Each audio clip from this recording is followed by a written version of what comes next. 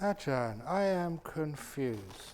You're not confused, you're discombobulated. My understanding of your words is that goals are to be discouraged, but you have the goal of a nun's monastery in London, had the goal of a retreat with ensuite. Please unconfuse me. Please provide the practical steps of having goals and operating in the now. So, when you're on retreat, you have no goals. But on Saturday or Sunday when you leave, please have the goal of getting to the airport in time. If you just wander to the airport and the immigration officer asks you, "Madam, where are you going?" You say, "I don't know. I have no goal. I'm just being here."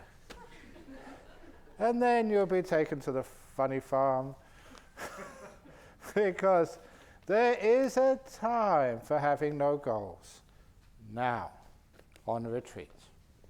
And there is a time for doing something.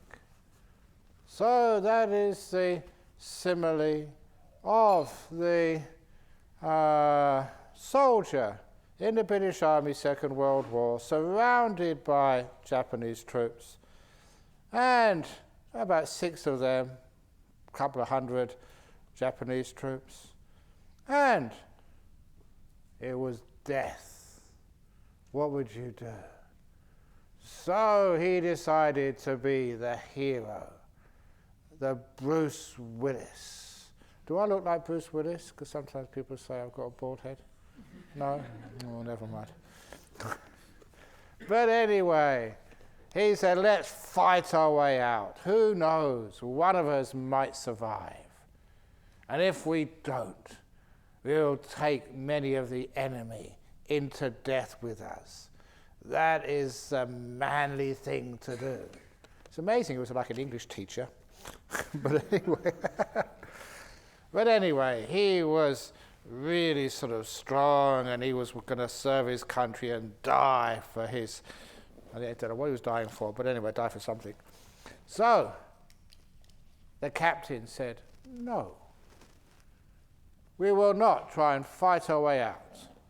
And he ordered everybody, this is a war, in the army, you have to follow orders. It's not like being in a monastery. So, you have to follow orders. So, the captain said, we won't fight our way out. Instead, we will all sit down and make a cup of tea. The great tradition of the English army, when there's a lot of trouble, you're about to be defeated and killed, sit down and have a cup of tea. He thought that was the craziest thing ever. And how can you think of having a cup of tea when you're about to die? Just, all the bullet holes, all the tea will come out. I watched too many cartoons as a kid. But he had to do that. He said it was the craziest thing he'd ever done in his life. So he thought. But it's actually what saved his life. Because there they were, sitting down, having a cup of tea. The scout came back and said, put everything away quickly. The enemy has moved, there's a way out. And they all crawled out through that gap in the encircling forces, and that's how they survived. That's how you could tell the story. And that's a brilliant story, like real life. When there's nothing to do nothing. Relax, have a cup of tea. And when there's something to do it. But most of people in life, oh my goodness, they don't know how to do nothing. So even meditation, that's something more to do. Another goal. Have you achieved your goals in meditation yet? How many times have you been coming here? So, this is the problem here. We don't know how to let go. And so, yeah, it's great having, not a nun's monastery in London. Do you want one in London? No. How about, where else? In Manchester?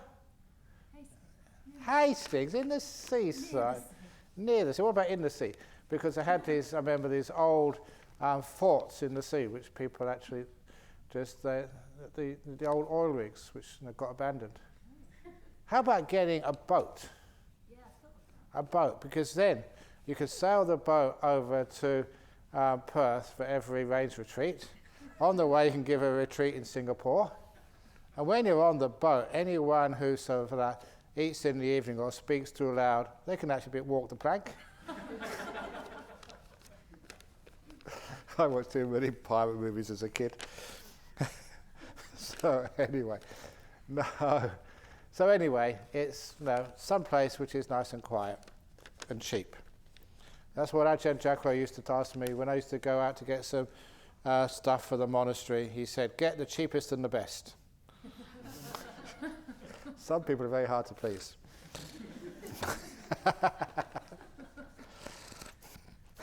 So, yes, there is, not all goals will be discouraged, but when the goals, personal goals, yes. Because they just create more sense of self. But service, the goal of service, giving to others, making for a better world.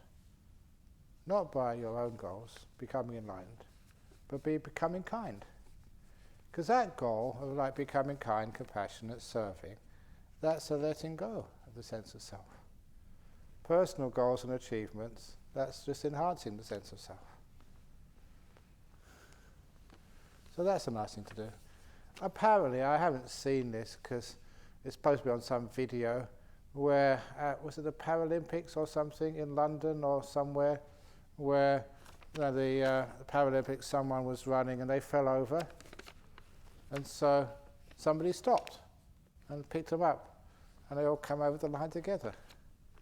And I thought that was beautiful.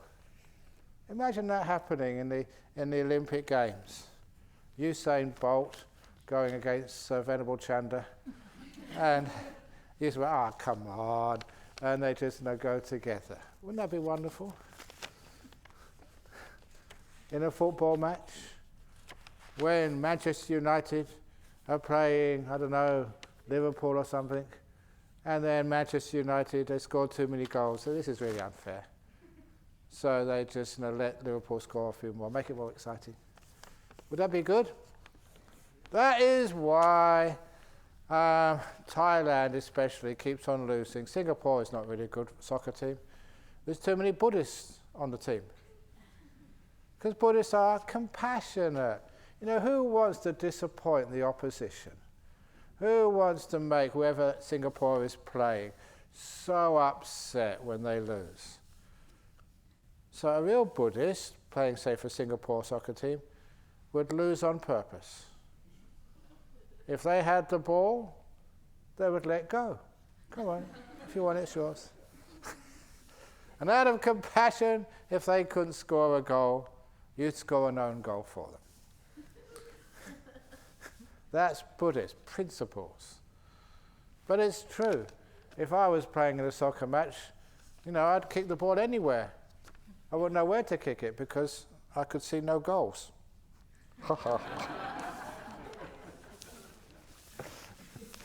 Okay, anyway. So are you more discombobulated, more confused, or less? If less, then. But when you're meditating, especially, please no goals. That's where you really sort of stuff up and make yourself more tense. My sister is a Christian, but by definition practices right motivation, speech, action, livelihood, endeavour, and has pretty good meditation. She can see past lives, but still believes in Christianity. Ask her, was she a Christian in a previous life? Or Buddhist in a next life? Can parts of the path be practiced rightly without right view? Can you have jhana without right view? Okay, hope I don't offend anybody, but, there is circumstantial but pretty strong evidence that Jesus Christ was a Buddhist. That he did actually go to India.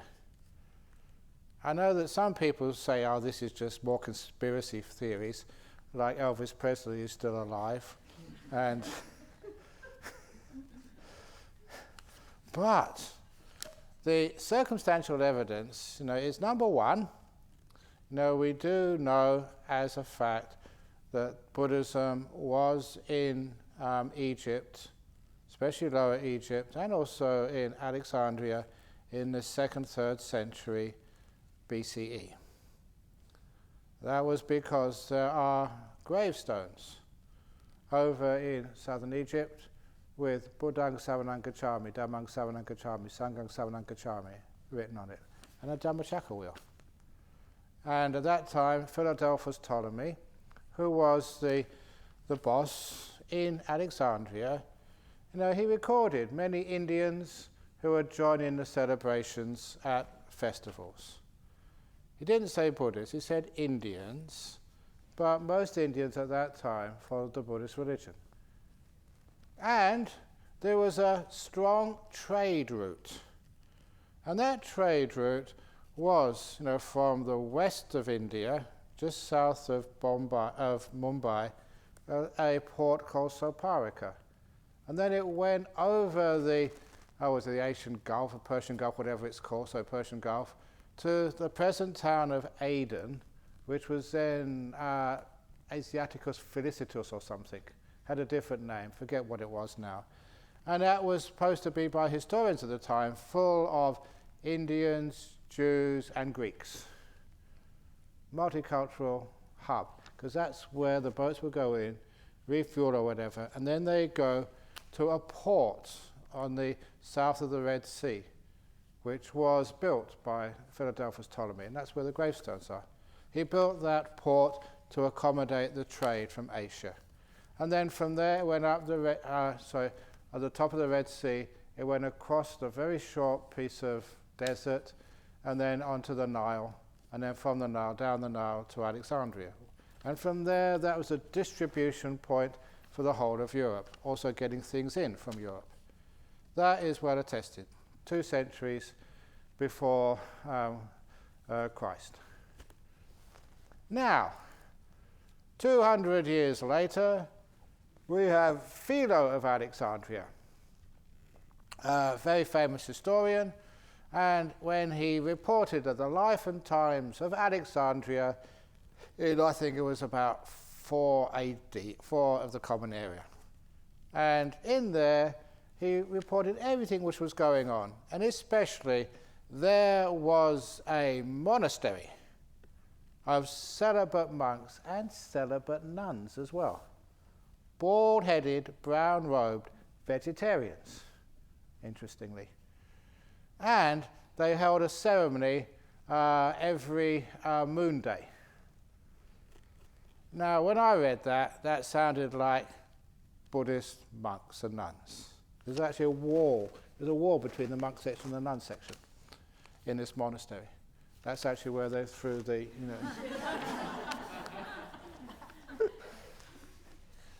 Now, when I read that, of course, it's English translation. When you have an English translation, sometimes you're not quite sure whether they're translating it accurately or not. But it was interesting enough that when a fellow monk this was when I was still in Thailand, he was from Switzerland and he was fluent in ancient Greek. And so when I told him about this, I said, have you got a few minutes? Go to the local library and just read it, check it out, because he practiced as a monk, a Theravada monk, he could understand the references. And then when he looked it up, he wrote this letter back to me, which I should have kept, saying, well, when you said this, I thought that was actually Ajahn Brahm being crazy again. But actually, when I looked it up, he said, using the English word, a dead ringer for Buddhist monks. So I'm totally convinced. Because, he knew ancient Greek. Those Buddhist monks in Alexandria 2,000 years ago. 2,013 years ago. So, and actually they was called the Therapeutai, and it's very easy to see how P's, B's and V's get interchanged. A good example of that, Benares, Varanasi. In Thai, the Buddha becomes Putta, the D's and T's get interchanged. That's why in Thai it's Prat Putta Jau. Putta is the Buddha, Jau means like Lord, God. So, it's very, very possible that could have been a Theravada monastery, and it's quite convincing it was. And the other interesting fact was Philo of Alexandria said there's thousands more of these monks down in Lower Egypt. And that was weird, because Lower Egypt, that was like deserts. And if you go far enough, the origin of the Nile, that's, really sort of, at that particular time, there was nothing much there. Jungles. So at first I thought, hang on, what does this mean? Until you understand the lack of geographical awareness at that time. Lower Egypt meant you go down the Nile, you go down the trade route, the main road, back to India. When it said down that way, it meant down the way the main route, the travel route came, which was to India. So, if Jesus Christ was a interested spiritual seeker, and had this very well regarded monastery in Alexandria, where his parents would have actually gone as refugees, that would be where he would have gone and learnt something. And at that particular time, the centre of Buddhism in India was in Kashmir. That was the Emperor Kanishka. That's where he had his centre of basically Indian world at the time, where Buddhism was his path. Was Sabbadanam tradition, but there wasn't that much difference between the traditions at that time. So if you were interested, that's where they would go. And there's lots of evidence that that's where he did go. Not convincing, not a smoking gun, but very convincing, probably was. But then people say, well, what about if you look in the Christian Bible? Where is anything which sounds anything like Buddhism? So, then you have a bit more historical evidence, which is that originally there were 3 threads of Christianity. There was Jewish Christianity, which was just a part of Judaism, nothing extra. When Jesus said he was just a Jew. And that was a legitimate part of the 3 threads of Christianity. That got destroyed in 70 AD when the Roman Empire destroyed the temple in Jerusalem. And that was the Jewish Christianity disappeared. And the next one was the church in Rome, where Peter went. That was the centre of power. And that was organized. And the other one was the Gnostics. Totally disorganized, individual, no hierarchies. And that was Gnostic Christianity. And everybody thought that Gnostic Christianity was totally wiped out without any record. But, as many people find, as Hillary Clinton finds, you cannot delete all your emails. There's always some evidence somewhere left. And that's why some little archaeologist was messing around in Lower Egypt, close to the village of Nag Hammadi, and there he saw somebody lighting a fire with an ancient manuscript. And he was devastated that this was something really important. He gave the farmer or the sheep herder or whatever a lot of money, and found that he found this in pots in a cave. And it became what's known as the Gnostic Gospels. What's her name? Elaine Pagels described as suppressed Christianity in her books. And in there, these are supposed to be sayings of Jesus Christ. Ancient, pretty authentic, saying things like, please excuse the masculinity, that's the way they translated it. He who knows themselves knows the truth of all things. That's pretty Buddhist. And just like you hear in what was the one of the suttas where that Brahma and the Buddha said, who's the best? And Buddha disappears from Brahma. Brahma couldn't disappear from the Buddha. And this is in Gnostic Gospels, where Brahma or God says, I am the firstborn, I am the creator, the all-powerful, the omniscient, and then he hears somebody say, no, you're not. Who said that? Who said that? And the voice said, there are other beings in this universe of which you have no knowledge of. It's in the Gnostic Gospels, sayings of Jesus Christ of the Gnostic Gospels. Now that is interesting stuff. That may be heretical and really upsets many people, but I think some of the full transcripts of the Gnostic Gospels are actually up in our library in Bodhinyana.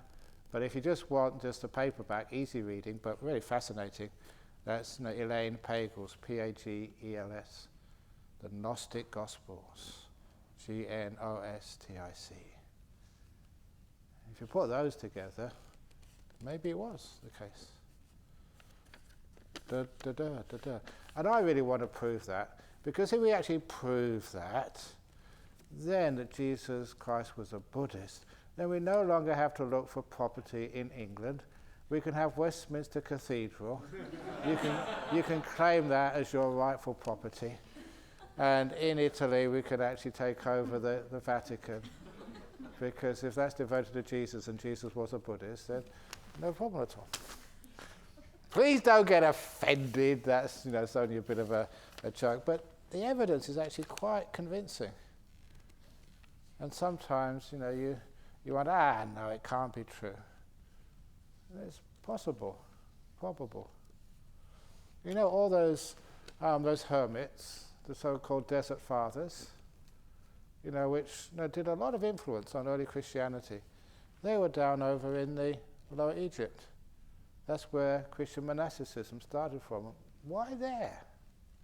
Unless that was closest to the Buddhist monks over in India. We weren't so separated. There was a lot of interaction. And even reading people like Pythagoras, who didn't just do his theorem, he was a philosopher.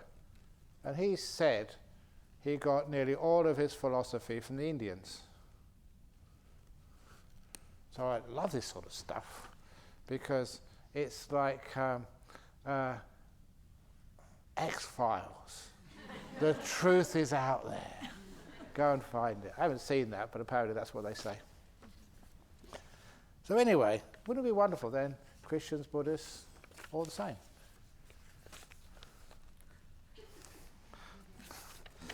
But anyway, yeah, and even reincarnation said, I'm coming back again.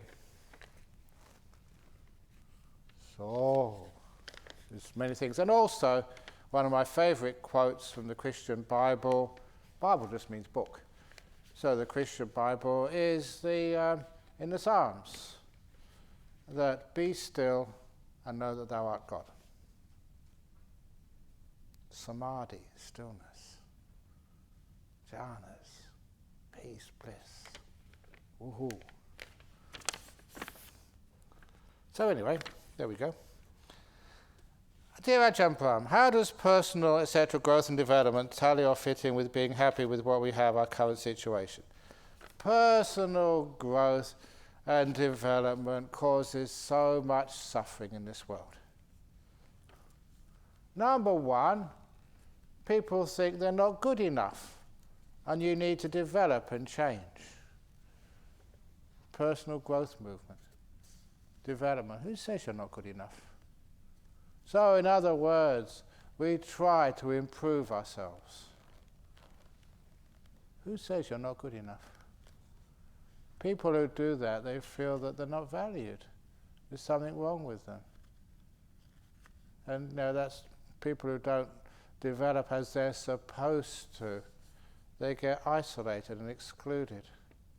Because talking with people who have either physical deformities or disabilities or emotional, mental differences. I shouldn't call them disabilities, differences. And they get measured, stigmatized and excluded. You're not like us, you are different. So grow out of it, develop. And that causes so much suffering for human beings. I just was talking even today about Richard Branson, who couldn't do maths, he couldn't count.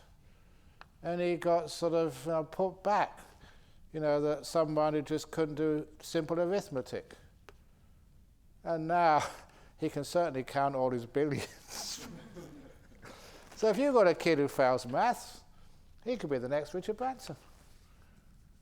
But sometimes when people are different, think differently, do things differently, look different, how often do they get bullied, stigmatized, excluded from our society? And that's all because we have to have personal growth. We have some idea we're supposed to live up to. Look, the other day, a couple of days ago, I took the opportunity to actually go and visit a sick monk, but at the same time go into the Department of Social Security here in Perth to get a Commonwealth Seniors card. I'm old enough now, I don't get a pension, but I thought it'd be great to have a seniors card, then I can flash it around and get some more respect. I was only joking. But it was very difficult because I had to prove who I was. And I haven't been able to do that in 43 years of being a monk. I could say I'm just a process. I'm just 5 khandhas. But that didn't cut any ice with them. So instead, I had to they asked me, said, okay, you got your passport, that's good, but I need some other identity. Because see your bank card. I haven't got it. Marriage certificate. I haven't got a marriage certificate. Your rental agreement or your house purchase. I haven't got that either. Driving license, no. And there's so much stuff which I haven't got, which means it's so hard to identify you on the system. And they say, well, what's your income? I said, 0. Can't be. How do you live? I said, look at me, very well.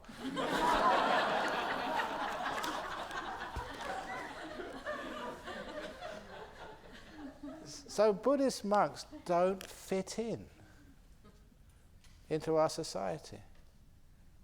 And so even like Buddhism itself, for getting or tax deductibility or just recognition, they say, are you a religion? Because a religion is supposed to believe in a supernatural being. I said, no. But these days I say, yeah, we are a religion, for tax purposes anyway. So it's very different to fit people in. And sometimes you don't need to fit in. Why should you fit in? You be yourself. Who says what you're supposed to grow? Who sets the standards where you're supposed to be? And sometimes that those standards, they kill people. You can't reach them. You go to a gym. Come on, work out. You're too fat.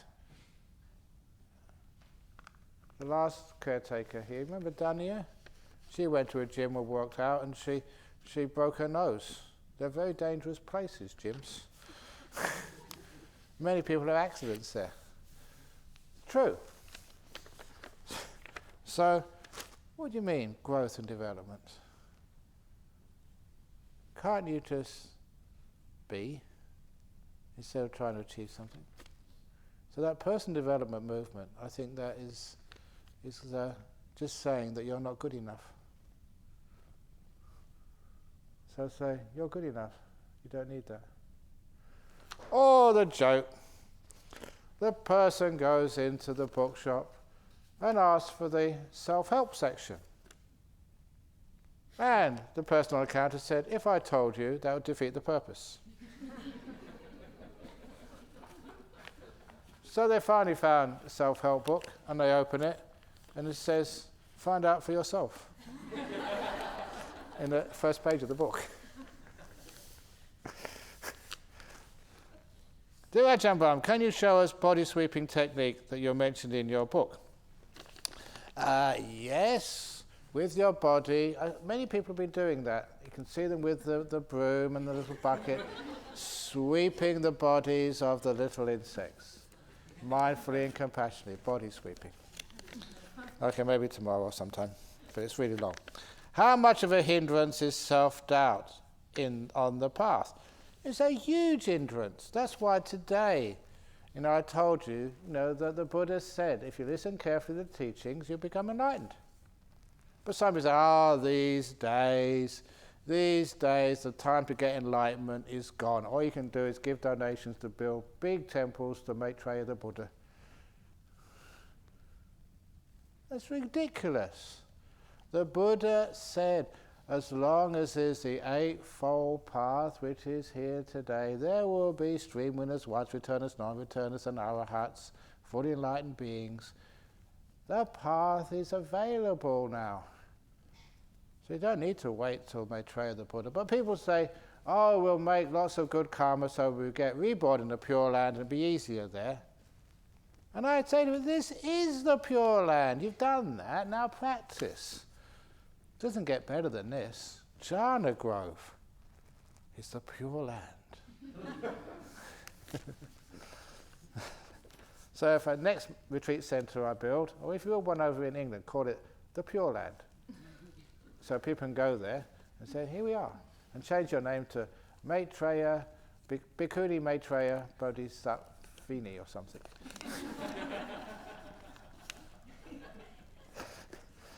See, I've arrived. Okay, but self-doubt it is. Yes, you can. And if you think you can, you do. It's amazing. If you think you can't, you won't. And people have. The most amazing people have come on this retreat and got jhanas. And I don't say that easily, because the story was, some years ago, I think it was an Easter retreat, I was actually near the office when people were registering, and this big guy came in, full of tattoos, and tattoos all over him. And I stereotyped him. And I said, sir, you've gone to the wrong place. The prison is up the road. Because he looked like someone visiting a prison, some big bikie. Tattoos all over, really so strong, big bloke. And he sort of said, no, I'm on the retreat. He said his name, he was down there. So I thought, well, why not? Everyone, may all beings be happy and well, no discrimination. But didn't have much hope for him with that sort of lifestyle, which I thought tattoos gave you. But then he came to me after 4 or 5 days and he said, I had a nice experience. And I looked at him and he checked. Wow, I was blown away. He said, that was a jhana. You did it. One of the last people I would have said could do it. And there he wasn't. And I think it was his first retreat. Other people, wearing white clothes, like the Buddha should, when they're keeping 8 precepts, always there in the meditation early in the morning, and opening the door for me, and just doing all nice things. They were getting nowhere. And this guy, so the meaning of that, if you want to get jhanas, go and get a tattoo.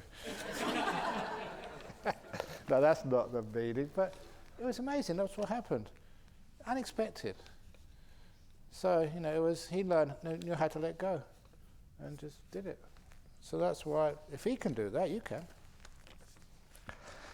Why the precept no eating after noon except chocolate and cheese? Oh, because just imagine you had to be cooking in the evening for your evening meal.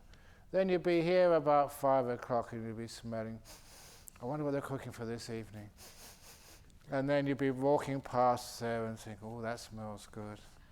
And basically your meditation from 4 till 6 will be shot, thinking about the food. So your food just is all over in one go, or 2 goes. And then in the evening your stomach is free. Free, so all the blood can go to your brain instead of to your tummy. which means you're more alert, more opportunity to be mindful.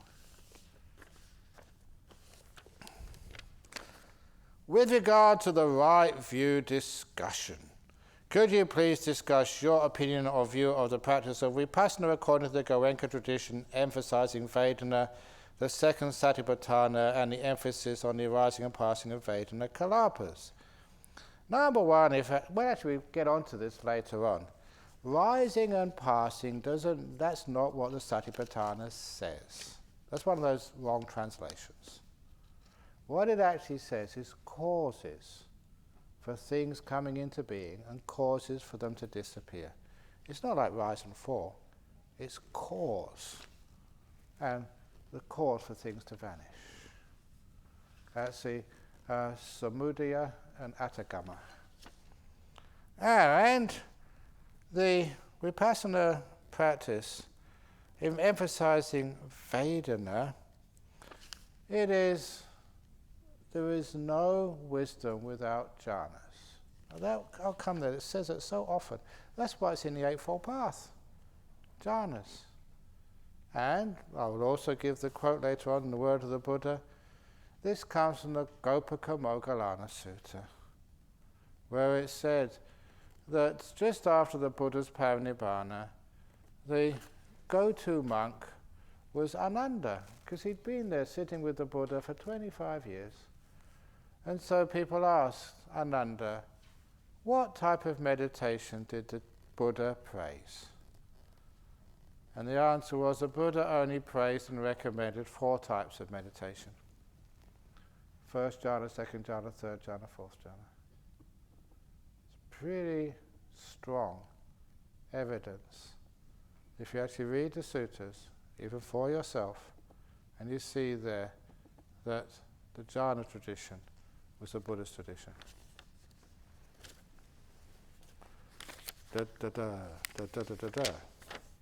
I don't mind being controversial, except that sometimes this time of night it makes people think and stay awake all night. Dear Ajahn, I'm still living with my parents and have been in a dilemma, contemplating whether I should move out. One other solution is you stay home and move your parents out. Think outside the box. So you can suggest to your parents, why don't you go to ordain? We're having our katina ceremony soon, so both in here and in Dhammasara. So for your katina offering, you can offer your father to Bodhinyana and your mother to Dhammasara. You know what a wonderful thing it is, your opportunity to actually gain enlightenment, fast track. And then you have the house by yourself. No, that's only joking. Don't quote me on that.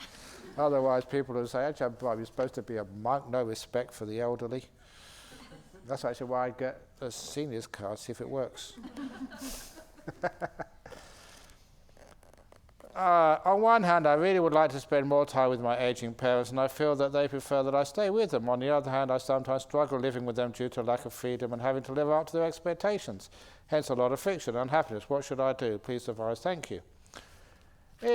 Singapore is really good in that sense that they give you a tax credit if you live, I think, within 1 kilometre or 2 kilometres of your parents. So you don't have to live at home, but you live close enough in case they need you, which is really nice. So you have a bit of freedom, but you also have the care as well. See if you can find both. The old compromise. Would your advice be the same, given if recently my dad just suffered a mild stroke and even more expects me to live with him? But I feel the pressure and built-up frustration in me that often cause uncontrollable flare-ups of my poor parents. I'm not sure which is better, more out or continue living with them. It's a guilt trap either way. You can always find a compromise. So I don't know just your income or something, but sometimes getting a carer in. It's called respite. So that you can come. Obviously, you're here in Jhana Grove if you wrote this. So that you've abandoned your parents for 9 days, but it means you become a much better carer when you go back. So it's wonderful to be able to find sort of that middle way there. So you can care for your parents, but not at your expense.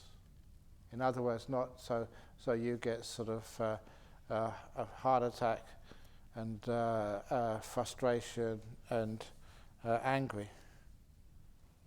So care for yourself, care for others, balance compassion and duties, and then you'll be fine.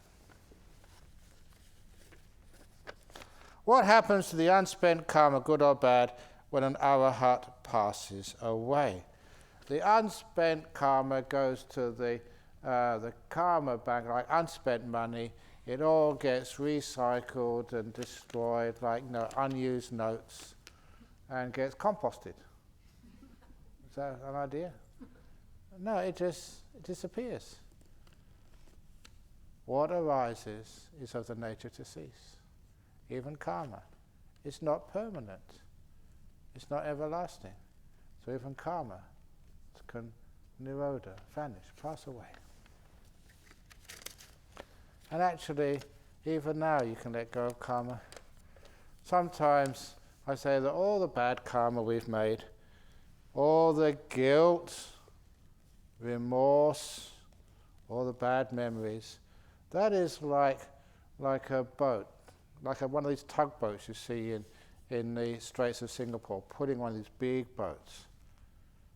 That's, you're the tug, and this huge cargo ship is all your bad karma. And so any time you can just cut the cord and let it go. You don't have to keep carrying all those memories. It's so wonderful when you can let that go. You feel you can do that. You don't have to keep carrying the past. You don't learn from the mistakes of the past. You learn from the freedom of the present moment. That's where you learn. Now. Not from the past. Certainly not from the future. I still have thoughts, so why do I have these moments of incredible spontaneous joy? Very unlike low-grade happiness. How is this possible? Don't I need stillness for this? If you add stillness, then you'll have double the joy. So you ain't seeing nothing yet, mate. You get into stillness, and that joy will really blow your mind.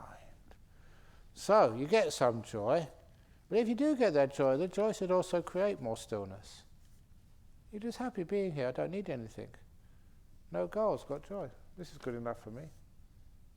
So joy is also a cause for stillness. Satisfaction, contentment, nothing to do. Oh hum. If there is no will, then no one is at fault for committing a crime. Either conditionalities that force me to commit crime. Is it correct? Yes, and there's no one who goes to jail.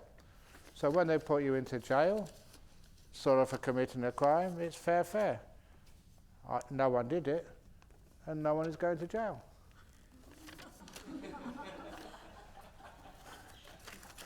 You can't have it both ways. I remember this nice cartoon of a hypnotist, a very famous hypnotist, who had done some sort of crime.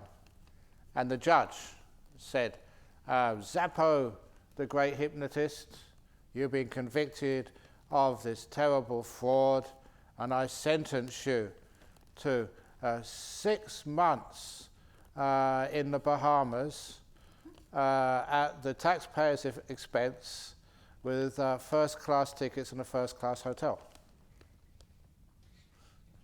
He was a hypnotist. He hypnotized the judge.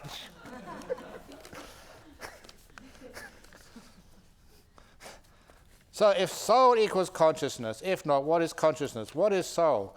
What one dies, the soul lives or the consciousness lives? Neither. It's a stream, a flow, a process. Just like the old simile, you stand on a bridge and you watch the river underneath. It looks the same, doesn't it? It looks the same, but it's totally different than the water which flowed even a few minutes ago. The stream of consciousness. And that doesn't need a body to continue on. In fact, when a person has out-of-the-body experiences, when they die, they create what we call mind-made body. It's weird, but it seems to take on the characteristics or the form of when you die. For example, a nice ghost story. What are you laughing at? Most people, ooh. But, true one. This fellow a long time ago, Victor, and he was a builder, and he brought one of his friends for some counselling. His friend was a builder in the town of Kalgoorlie, which is about 600 kilometres from here or something. It's a gold mining town in the bush. And being an Aussie builder, when he came to see me, he wore, because, out of respect, traditional Australian costume. The national dress of Australia. Shorts, singlet, and rubber thongs. That's Australian national dress. And so he's just really just a hard-working sort of Australian builder. And he had cancer, so I gave him some tips and advice and meditation and stuff. And a few weeks later, he died. It was over in Kalgoorlie. And so mate Victor went to go and to the funeral, and then came back again. A few days later, he came to the monastery that morning. He said, last night, I was in bed with my wife, and I turned around and to scold my wife for elbowing me, in the sleep. I realised it wasn't her. And I saw it was my mate who just died. It was in Kalgoorlie, but it was actually next to my bed. And he said, but what was really weird was that he was wearing a fine suit with a polka dot bow tie. He said that was, inconceivable. And all the time they met each other, he never ever, even when they went out for dinner, never ever wore a suit or a bow tie. He was Aussie, just wear his shorts and singlet, comfortable. And so, as soon as he saw him very clearly, he turned to his wife. Hey, it's, I forget what it was, Jim or something, who just passed away. And then, because he turned to his wife, when he turned back again, the apparition had disappeared. And really stupid, then they went around the house looking for him. But anyway, he came to see me later on. And said, what happened? Because it was him, I could recognise his face, but his dress was totally out of character. You know what I said? I said, look, maybe a couple of days or maybe tomorrow, ring up the widow. You're a friend. Say, how are you going? Is there anything I could do for you? Just make small talk. And then just ask, just as a matter of interest, what was he wearing in his coffin? Because it was a closed coffin. Just to find out, but no leading questions. And he came back afterwards. He said, it was amazing. He did that conversation. What was he wearing? He said he was wearing a suit and a polka dot bow tie. He said, well, he'd never worn that before. He said, yes, I bought it for him years ago, and he would refuse to wear it. And I thought at least he could wear it in his coffin. And how he could know that was impossible. And that's how he appeared. So, if you die right now, Venerable Chanda, you will have a beanie and a blanket around you when you appear to see people. So be careful when you die to make sure you have a good shave and wearing nice clothes. Otherwise that will be how you appear to your friends. But actually that was interesting. You take on the form when you die of what's in the coffin. Fascinating, isn't it? So anyway, or like that fellow who, he was another business person, but one of these people who just did not want to waste money. No charity, no trying to get out of giving taxes. Just really, really ungenerous. And so when he was about to die, he told his wife, he said, look, when you put me in my coffin, I want to be buried without any clothes, naked. He said, look, I know you don't like wasting anything, but surely I can actually put you in something in your coffin. He said, no, it's not because I'm trying to save money. It's because, well, I know my conduct. I know where I'm going to go after I die, and you don't need any clothes down there. It's hot enough as it is. So, what can you do to your last will and testament of your husband? So, buried him naked. And 3 days later, he appeared naked in her bedroom. Because that's actually how you're buried, or cremated, or put in the box. That's how you appear. And he asked her, he said, darling, have you got any of my clothes left? Have you got the old jumpers and trousers and a few socks? He said, what do you want those for? I thought you went down to hell. He said, yes, I'm down in hell. But there's so many rich people down there, they've installed aircon.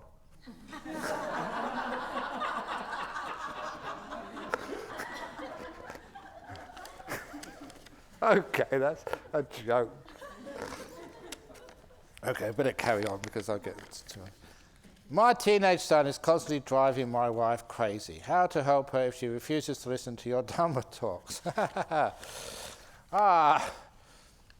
If he refuses to listen to the Dhamma talks, what you can do is, when she's asleep at night, just start playing those Dhamma talks at a subliminal level, just so they just get into her brain. So like brainwashing. And that means that, she'll start to sort of laugh in her sleep and it gets into there. Is that really immoral, do you think?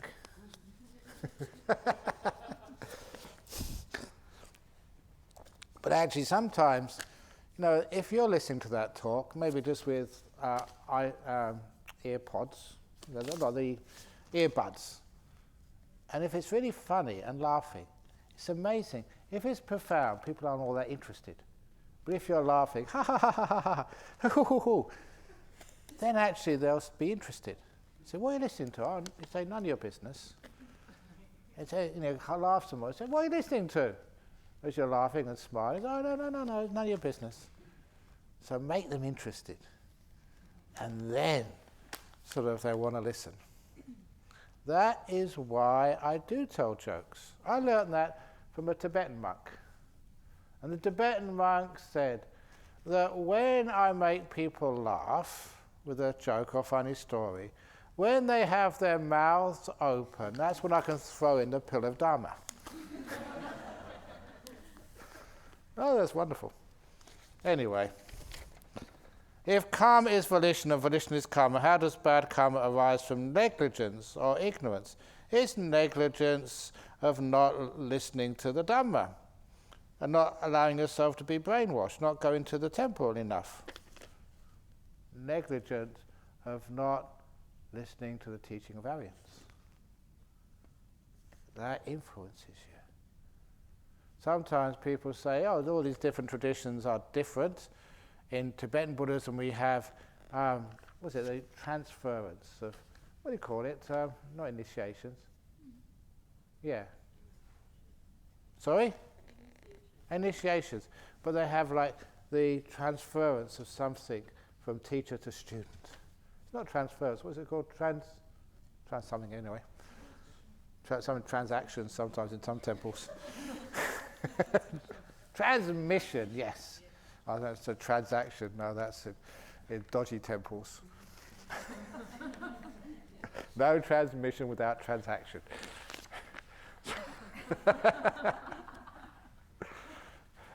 So, anyway, for the transmission, people think that's a Tibetan thing. It's straight down the line Theravada as well. Listening to the teachings of enlightened beings. And there's something in it just gets transmitted across. That is how ignorance is broken. You can't do it yourself. You need something outside of yourself. You can't do it. Your mouth can't eat your own head. That's why you need teaching of the Buddha. The Buddha had the memory of the teachings of Kassapa, because he was a monk under Kassapa before. This Kassapa the Buddha, this is actually how it works. It's all conditioning and brainwashing. That's where it comes from. You can't do it yourself. Dear Ajahn Brahm, how do you accept, surmise, a spouse who is determined to leave you because she cannot forgive the wrongs you've done? Should I let her go or try harder to make things work?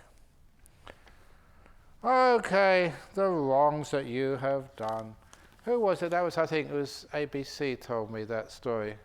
I'm not sure it was a personal story. Should I actually ask her about the when she got married, and her father took aside her new husband, the new groom, and gave him some father-in-law advice, saying, "You probably think my daughter is perfect." And he said, "Oh yes, she's such a wonderful catch. I'm so lucky to have married her. She's the most beautiful, charming, wonderful, perfect woman in the whole world." At which the father said, "Yeah, that's what it's like when you first fall in love. But after a couple of years, you will begin to see the faults and defects in my daughter. But I want you to remember this, son-in-law. If she didn't have those faults and defects to begin with, she'd have married someone much better than you." That's really funny. We look at all the wrongs which you've done. But has she seen the wrongs which she did?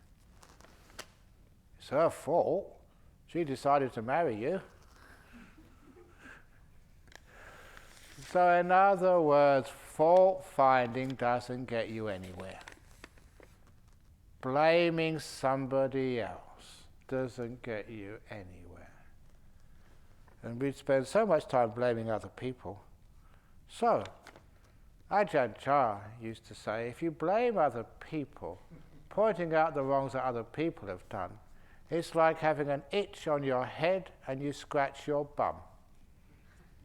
The itch doesn't go away, but you get two itches. So, you don't. If the problem is, that she is unhappy, or he is unhappy with you, it doesn't get you anywhere just to leave.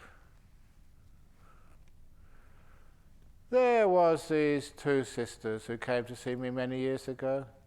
Actually, one of them was there, I think, was it today or yesterday?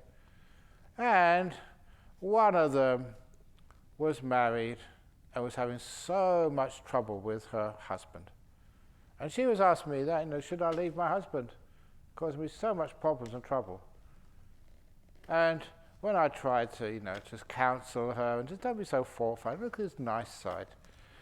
Then I turned to her sister, and her sister's problem was that she could never find a stable partner in life. She'd be going out with a nice guy, maybe 3 weeks, a month, and it'd all fall apart. It happened again and again and again. She just couldn't find a partner in life.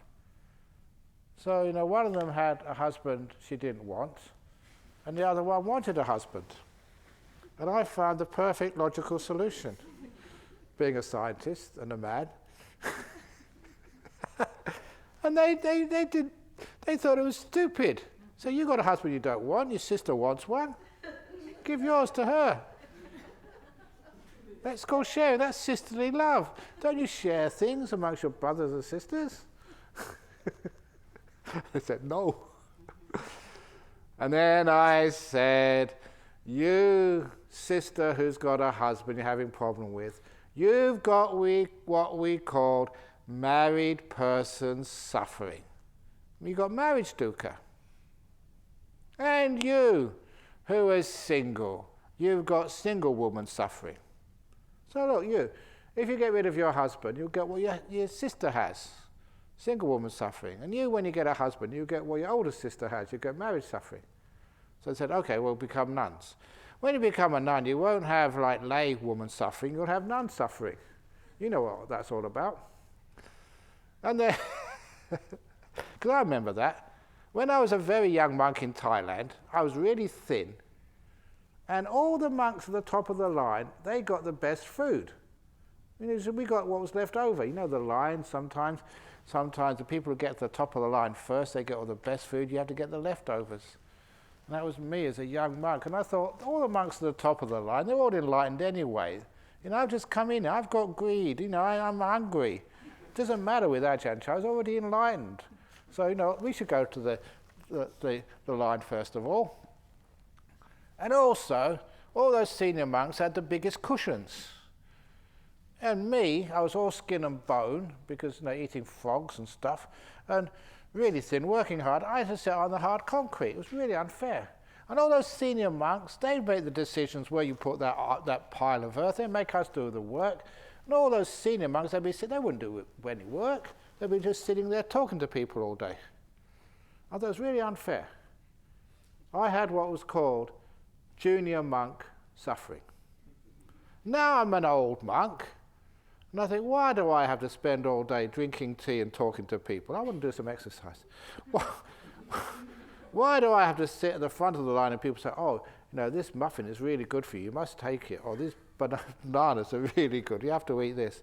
That's why I get fat, too much compassion.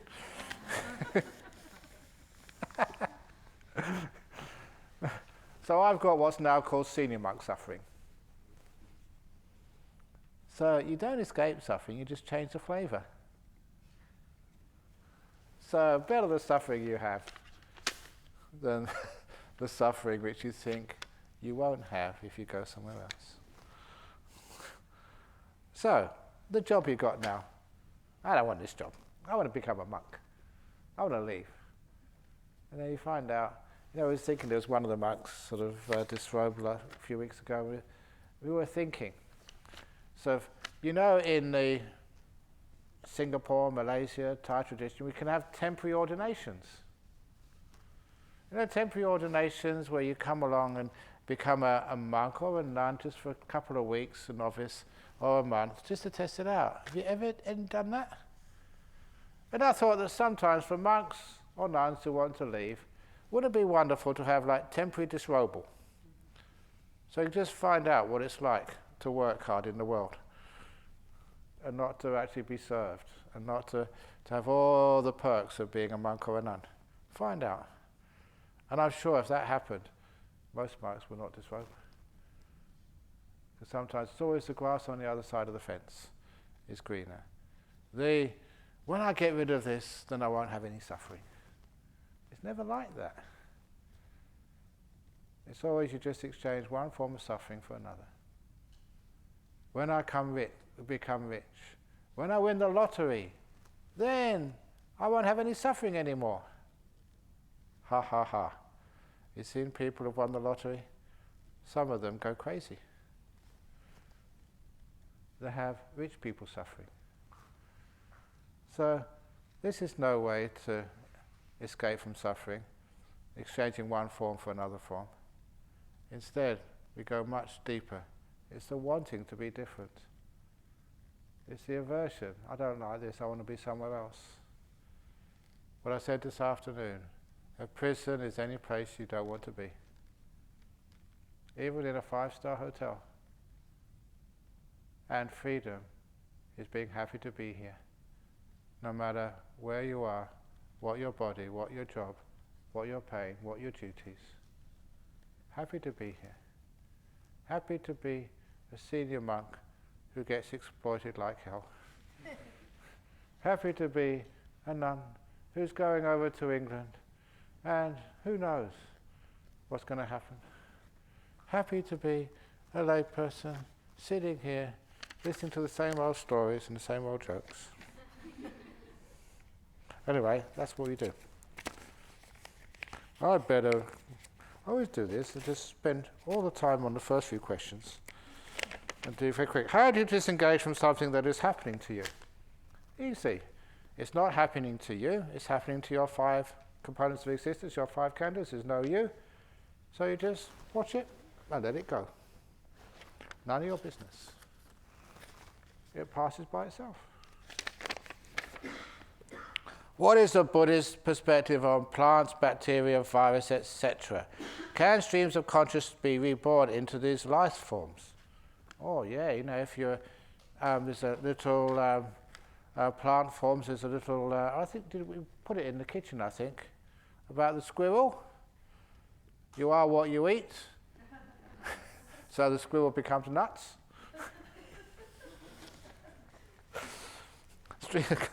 Streams of consciousness be reborn in these life forms. So if you eat many nuts, that's what you become, that's what you associate with, and so that's what you get reborn as. Now, stream of consciousness get reborn into these life forms. That's very difficult. But the Buddha says that plants has a rudimentary sense of consciousness, but plants and bacteria, there's no such really hard and fast line between plant life and animal life. There's things like, I always remember the Venus flytrap. There's plants, animals which lie almost in between. Or like even ants. Over in Bodhinyana, one of the Anigarikas once gave an ants an intelligence test. So the ant hills, there were small holes. They put a sugar cube on top of the ant hill to see what they would do. Now, of course, the sugar cube, it is too hard for the ants to pull apart. But it's a great food source for them. So he was amazed that over maybe 8 or 9 days, what these ants did, great engineers, they excavated from underneath the sugar cube.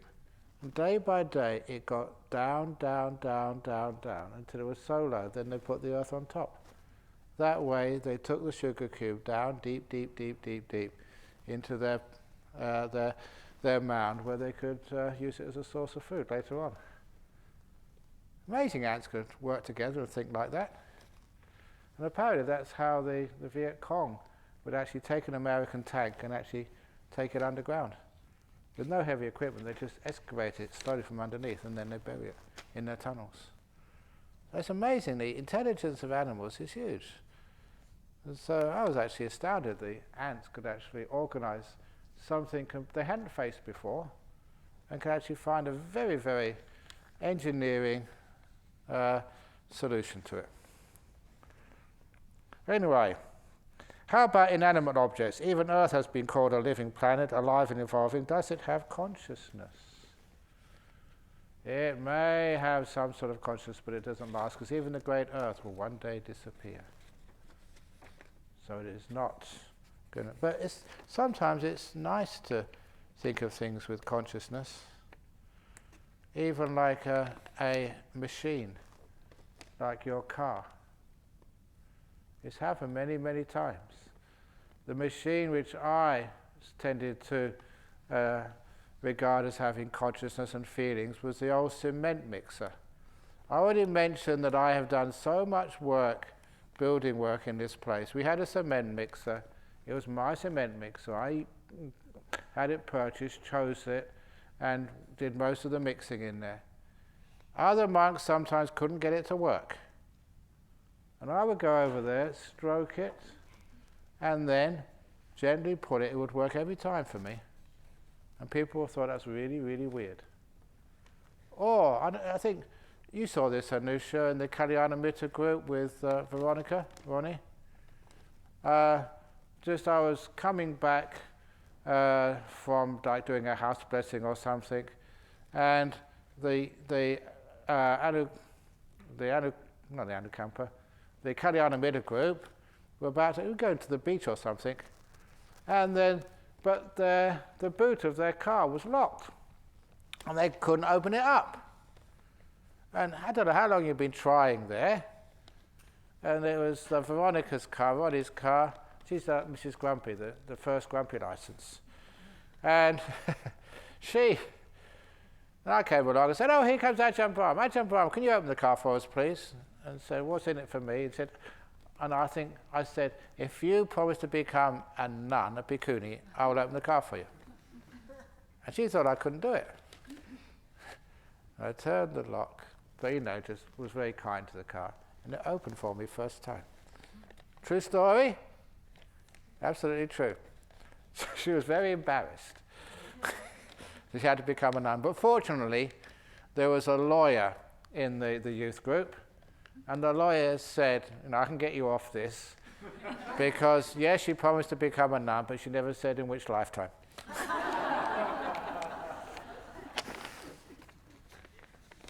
And I told you that story of the ATM, loving kindness to an ATM. That's in one of the books. This German fellow, he just gave loving kindness to an ATM, and the ATM, when he needed it, gave him $20. It just came out without anyone pressing any buttons.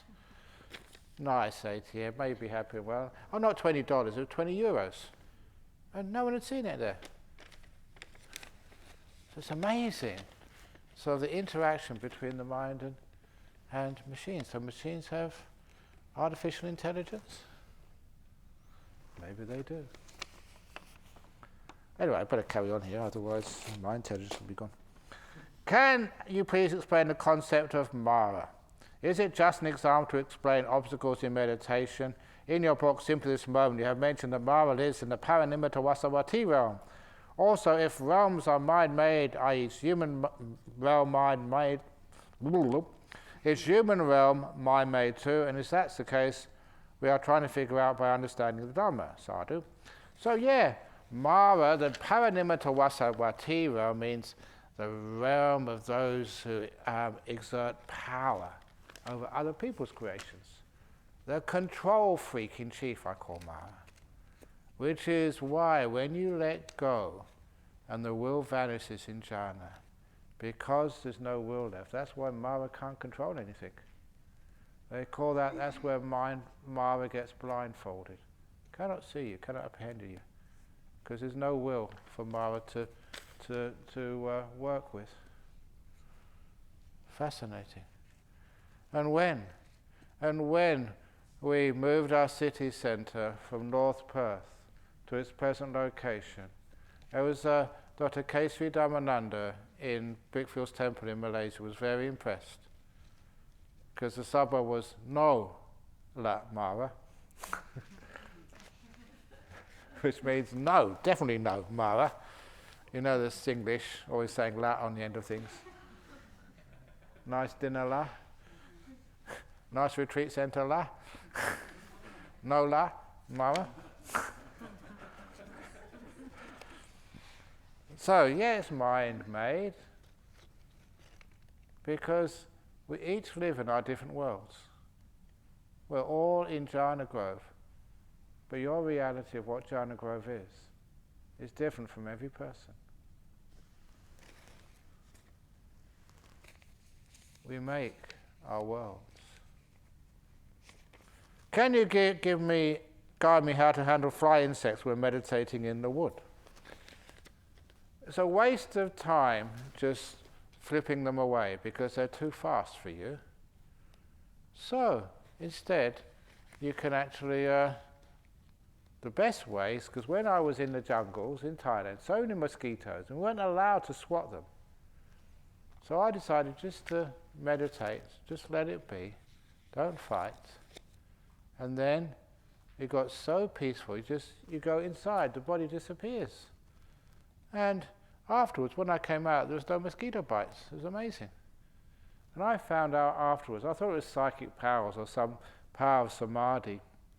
But what it really was, the more you worry and get anxious about things like mosquitoes or other flies, the more carbon dioxide comes out of your pores, and the more you're advertising yourself to those flies, because that's what attracts them.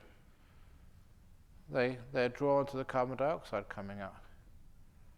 So if you're so still, your metabolism goes way down, then they can't find you, you disappear. The more you worry about them, the more they find you. The more still you are, they can't find you at all. Interesting Dhamma there. But anyway, just wear a fly net or something, or come and meditate in here. And if you want to meditate in the wood, just take a few sticks into your kuti or your hut and just imagine you're in the wood. You don't need to be a tree to have a wood. The sutta class today mentions not pursuing happiness through the five senses as one of the ways to the cessation of suffering. I know this is theory, but my heart wants and chooses to watch movie in flight, eat the tea break of cheese and chocs, not out of need, but greed for the taste, etc. How should I train myself? Go the opposite with what the heart wants. Is it your heart wants this? there is pleasure in these things, but there's also the dangers, the downside to it. So you find, enough of the food, enough of the entertainment, enough of the sleeping, just the right amount, the middle way. So you just don't get, that's right, what was one of the monks, a long time ago. He wanted to come to the monastery to ordain, but he'd watched all the Harry Potter movies, except the last one. And he said, if I become a monk now, I won't be able to see the final episode. So he put off his ordination until he could catch the last episode of Harry Potter. That's a danger. You get attached to these things. So let's see the danger in sensory pleasures. And then, you think, well, is it really worth it?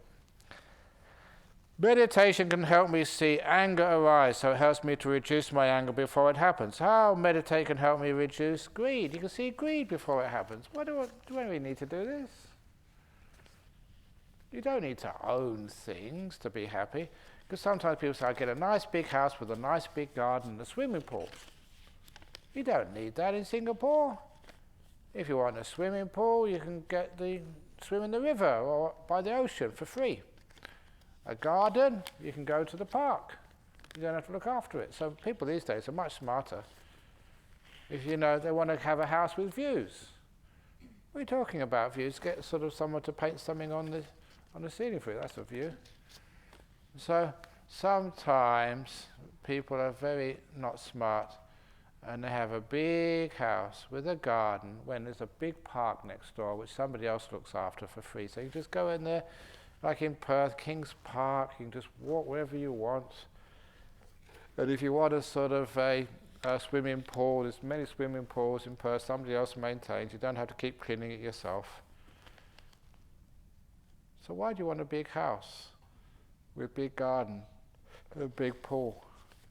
Just only to impress other people, that's all. So you don't really need it. It's just, look, I've made it, look at me. So that's why sometimes downsizing, having small things, is much better. So that's, you see greed, and what do I want it for? I am a working single mum. At home I set rules, the boundaries. I am the cook, the doctor, the nurse, the taxi driver. I kiss bruises, give hugs, everything. But are you the doctor to yourself, your own nurse? Do you actually drive yourself crazy, or do you drive yourself into peace? I kiss bruises. I already said you can't kiss your own elbow. Or give hugs. Do you give yourself a hug? Sometimes there's no one to give you a hug. And as a monk, it's really difficult. I can't give a woman a hug. And if I give a man a hug these days, people again think, what type of monk are you? So these days, to make sure that nobody misunderstands, and if I need a hug, everybody needs a hug from now and again, even a monk. So what I do, if you need a hug, you can follow me, put your arms out, and you bring them in and give yourself a hug. Oh, actually, Brahm, you work too hard, but I really love you. You tell these rotten jokes, but you know. Get into it. Give yourself a hug, for goodness sake. And you can actually do this, and it feels good. And you don't catch any diseases, and people don't get the wrong idea. So, is it okay if I don't get everything right in this retreat? I'm doing no intentional harm. It's amazing. Oh, I've got something else here. I'm here to have a mental break and let go. A mental break is okay, but not a mental breakdown. How do I care for myself and my suffering without hurting or offending others? It's easy. You deserve time out. Thank you for the person for testing my practice. I have a long way to go. You haven't got a long way to go. You're here. You've arrived, baby. You've arrived. So don't feel guilty.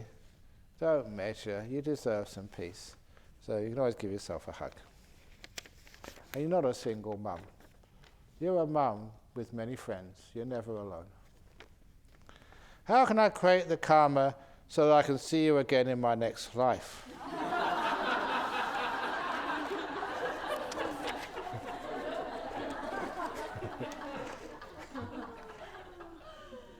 Is die tonight and get reborn tomorrow. That's the only way I can think. I wouldn't mind being a monk, but I don't think I can live in the jungle. I am fearful of animals, bugs and insects. What is your recommendation for cultivating fearlessness? Well, there's a lot to be said about living in the jungle. There's lots of animals there, but that most of the animals are okay, especially in the jungles in Thailand. But one day, I did come face to face with a tiger, big tiger. And sometimes you just don't know your reaction. And the tiger was just halfway between you and I. Just his nose was here and I was here. And I had no fear at all. Amazing, isn't it? And you think that this huge creature, huge, massive, and there I was, no fear. Was that impressive? But it was actually not in the jungle, it was in a zoo.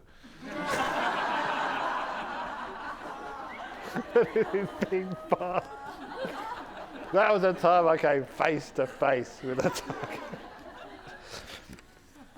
So that's how you overcome fear.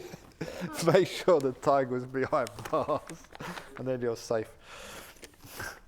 But it's also a lot of animals, they're more afraid of you than they are of them. So if there are bugs and insects, they don't know who you are. Okay, nice little story. There was this monk, his name was Ajahn. He was interesting fellow. I'll tell you a few little stories here. He was a disciple of Ajahn, but he actually went down to Bangkok and actually just got that forest tradition acceptable to the elite in Thailand. And he made his monastery in just south of Bangkok, Samut Pragan, and he called it Asokarama Temple. That was actually the temple which Asoka built in, I think it was Pataliputra in Patna. That was his main temple there. And it's amazing that he would call it Asokarama. It was totally different to any other type of Thai temple. But it was more. In Ubon, he was giving a talk. Many people saw this. And from the roof, out of nowhere, a medallion fell down. It's in his museum of Emperor Asoka. And the monks who stayed with him said actually that's who he was in a previous life. Now, Asoka was a famous person. And people who say they were Napoleon in a past life or something, they're usually a bit crazy. But this was actually a person who was a great meditator. And you have to take some of that stuff seriously. That's why he called it Asokarama, his temple. Strange. But anyway, one of his stories, he was in the jungles meditating. And the villagers, you'd actually announce to the villagers that you're going to, you're staying there, because then they prepare food for you in the morning on alms round. Otherwise they wouldn't know you were there. You wouldn't get anything except rice.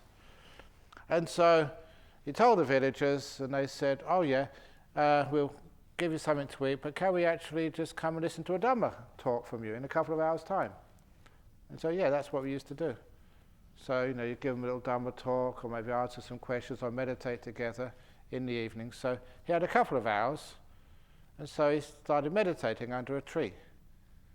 And after a couple of minutes, he realized it was the wrong tree, because there was a big ant mound close by, red ants, really biting hard.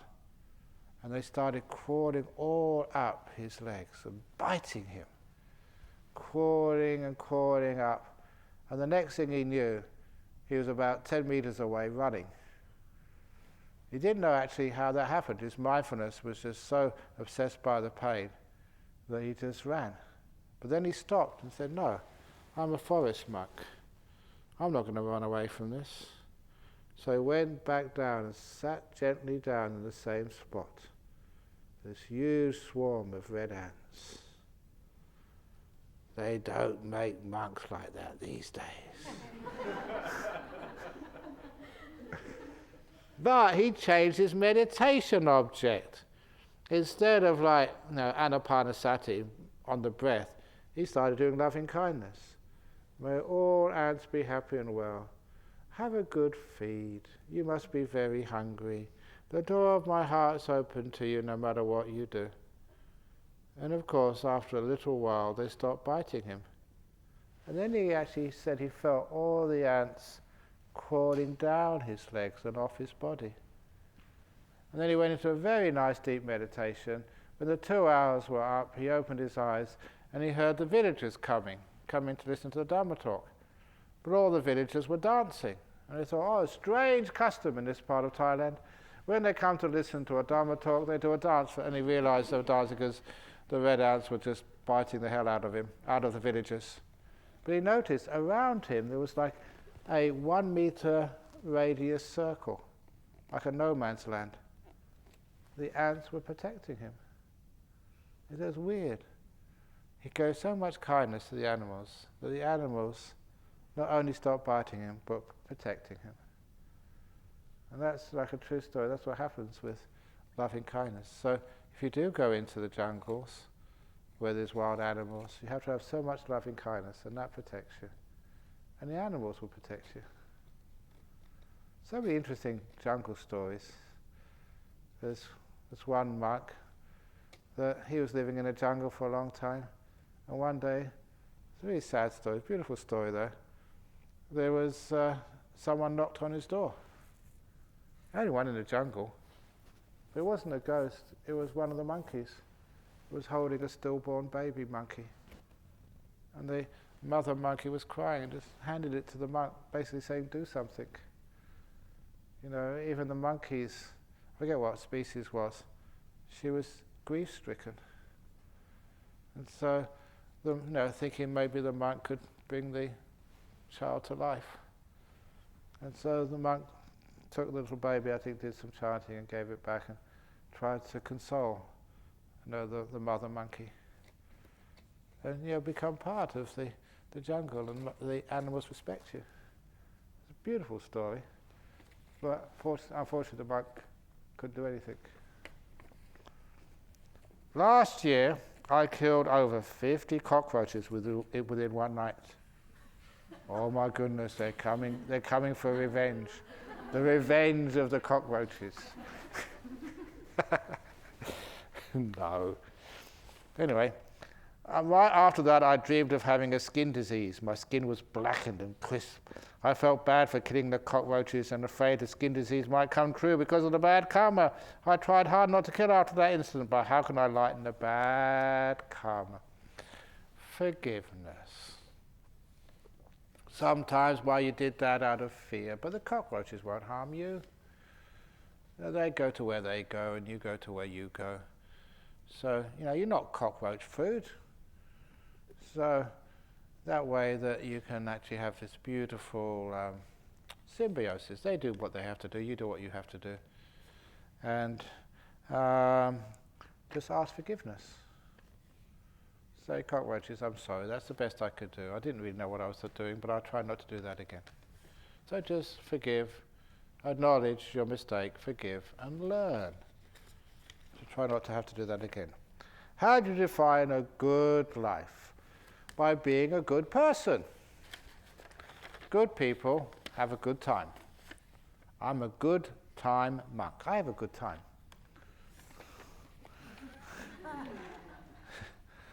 Because I'm good. So you be good. Oh, wait, sorry. This one.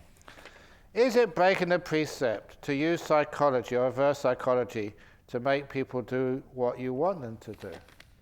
If that was the case, I'd be breaking precepts, and so would the Buddha. No, we use psychology to make people do what you want them to do. Not what you want them to do, but you help them. It's called compassion. So may all beings be happy and well, and you use some psychology to encourage them to be better human beings. Sometimes people say, Ajahn Brahm, because of your teaching, you've changed my life. And I say, for the better or for the worse? It's usually for the good. For the 6 realms of samsara, what is a demigod realm and how is that different from the deva realm? Demigods? Half-gods? Asuras. Yes. Asuras are supposed to be very aggressive beings. And the whole idea of Sura, there's a town in Indonesia called Surabaya. And that comes from Abaya. Abaya means like danger, and Sura means alcohol. So it means danger, beware of alcohol. That's Surabaya. It doesn't mean that at all. But when I said that, that's, you know, in Sanskrit, that actually works. So, you know, Handaka of Ayupasika, he thought that was very funny. So demigod is the Asuras. Oh, they're just beings who think that fighting is heaven. You ask Ajahn Brahmali, you know, he's Norwegian, and in the Viking mythology, all the best heroes who die in battle with a sword in their hand go to Valhalla. It's the hall of, I think, Val or something. But anyway, in Norse mythology, when they die in Valhalla, they have, it's interesting, no women.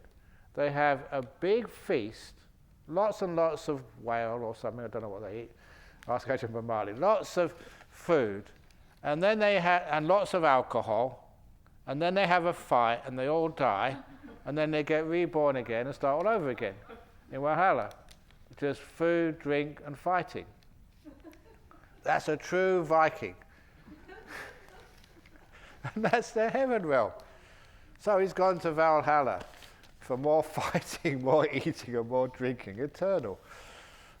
So people all have their own. So sometimes people think that fighting is heaven. Even when I was a kid, there was, you know, a young man growing up, there were some pubs in London where there'd always be a fight. People went there for a fight. They thought that was fun. Other places were peaceful. So people chose. They wanted to fight. Crazy, isn't it? If we could not attain enlightenment in this life, which are the safer realms to be reborn in? What do you mean if you could? You can, but you might not. Everyone can, but most people won't. But you can. I am taking a course on anapanasati meditation in Singapore. A course. The teacher tells us to use methods like counting and naming the breath for a start. But in this retreat, your instructions is not to think, not to focus on anything, just listen to what the body wants. How can I reconcile these? Both are okay, but here, counting stuff, that all comes from books. What I'm teaching here is much, much more, not just counting the breath, but why and how. And what's the purpose of this? Getting actually to some more basics. Because so if you go counting the breath, just some people just, they're accountants in their daily life, and the last thing they want to do when on retreat is count again. And anyway, some people lost counters have to get a calculator out, breathing in 1, breathing out 1, 1, 2, 2. They keep it simple. So it's easy actually to reconcile. Dear Ajahn Brahm, I killed mosquitoes because I'm afraid they spread dengue fever. Is this bad karma? You know, I was in Thailand for so many years, and there's places where I had, what's it called, malaria fever. I never caught it at all. Is it malaria? Is it the mosquitoes spread dengue fever? Is it? Or is it fear spreads dengue fever?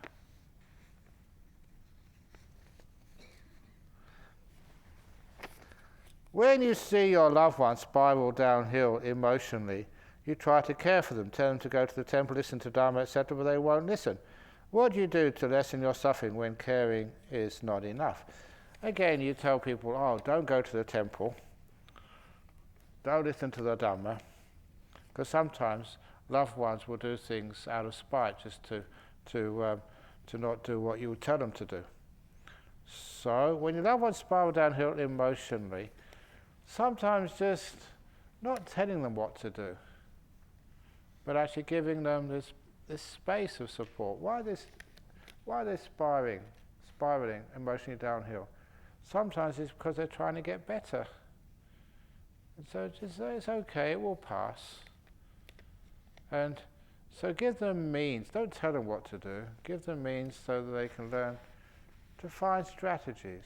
Now, one thing is just always, how big is my hand? My hand is so big I can't see any of you. You put it out here somewhere. Yeah, you've got a problem, but it's not everything. My hand is still the same size all the time. Now I can't see anything except my hand. Now I can see everyone here and my hand as well. So emotionally spiraling downhill is basically just having just the wrong perspective. Obsessing. Thinking it won't last. Thinking it will last forever, sorry. But after a while, it passes. But that's a big question. But when you're suffering, when caring is not enough, compassion is not always enough unless you have wisdom. You need both of them together, compassion and wisdom. Skillful means sometimes even going to a doctor and just asking them just to, please, can you care for my loved one? Because it spirals downhill, but when you get to the lowest point downhill, then you go up again. Happy birthday, Tauli. Where is she? Tauli. Come on, admit it. So, she's 26 today, for the second time. So, it's your birthday today. So, you spent your birthday... Oh, actually, do you believe in distant healing? Does it work that a mass prayer of someone does praying even help on a smaller scale? In one sense, yes, it does help, because especially if people know that people are caring for you, then it works. It just encourages people. But it's even more powerful than that sometimes at a distance people can feel your loving kindness. But maybe this is when we do loving kindness meditation sometime in this retreat, hopefully.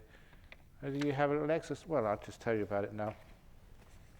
Sometimes on loving kindness meditation, I ask people to send their loving kindness, when it's nice and strong, to someone a long way away.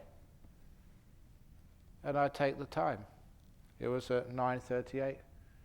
And then later on I asked you to call them.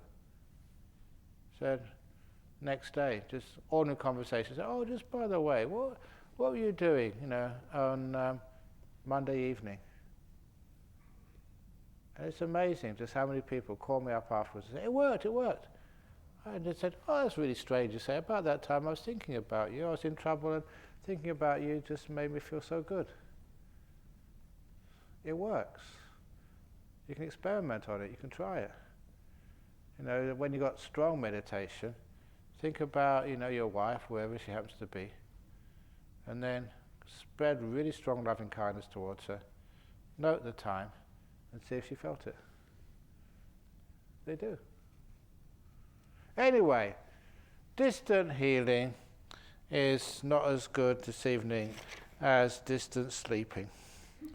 It's 9:39. I've gone over time. So have you for listening. So thank you all for listening. So now is the time to do flat-out meditation. In other words, take a nice rest. Sadhu, sadhu, sadhu. Now it happens at retreats that we get lots and lots of questions, so we're getting a bit too many questions now, but I try and respect the questions. So from tonight on, only one question per person, please. And if you put a question in the box, and before the evening you think, oh, I'd have another question, get your old question out and replace it with a new one. But only one question per person, please. And by one question per person, I don't mean 1A, 1B, 1C, 1D. Okay. Have a good night, everybody.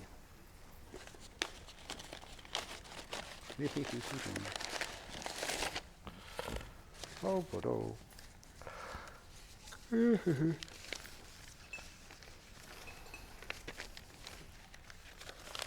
throw it away this time, otherwise get in trouble.